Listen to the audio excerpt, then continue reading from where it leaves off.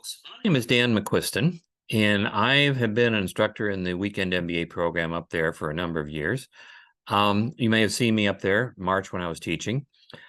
There's a class that's going to be potentially offered this coming year in professional sales, and I teach that class. And the purpose of this video is to tell you a little bit about what that class is going to be like and maybe even convince you to take that class.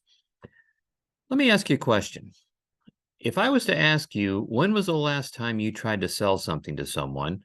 Most of you would say, I don't sell unless you do it for a living.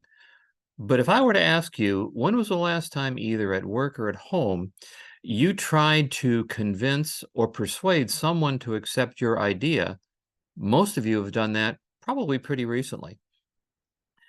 And so actually, there's a best-selling author named Daniel Pink who looked at his calendar one day, and he said, I look at all the things I do. I'm a salesperson. I'm selling all the time. He said, I wonder how many other people feel the same way I do. So he did a survey. He sent out a survey called "What Do You Do at Work?" Just sent it out on the internet. 9,600 people responded. And the results said that people spend in their workplace 24 minutes rather, out of every hour in non-selling persuasive activities, communicating, instructing, training, convincing people in their workplace. And over 70% of them said, my persuasion skills are critical to my success. So if I were to ask you what you're taking, why are you doing the MBA? Most of you would say, when I've done this before, the answer always comes back, well, I want to improve myself. I want to improve my marketability, either within my organization or perhaps another one. And I can say from experience, looking at all the LinkedIn all the LinkedIn postings I get, you're going to be a manager, and you're going to be in position where you're going to have to persuade or convince someone to accept your idea. So this class could be just as easily titled Professional Business Communications, but that's what we're going to talk about, but obviously in a sales context. Now, what we're going to look at a lot of factors in terms of what does it take to be an effective and persuasive communicator in the business environment.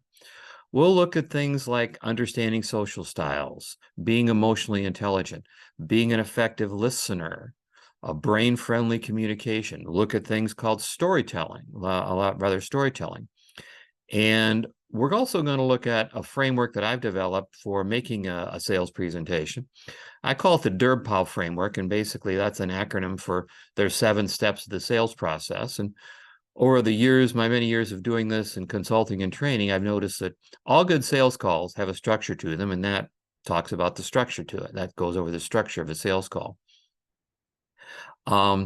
We're going to have in class, we'll have some presentations, plus I do live case studies. I write my own case studies and then have the person I wrote them with come in and do the discussion on them. And then you're going to be given the opportunity to actually give a sales presentation, a practice presentation to a professional salesperson. And then your final exam is actually going to be a sales presentation, which you'll record.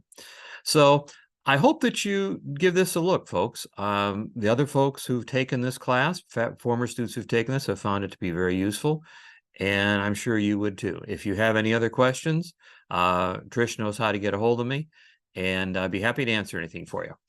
Hope to see you up there.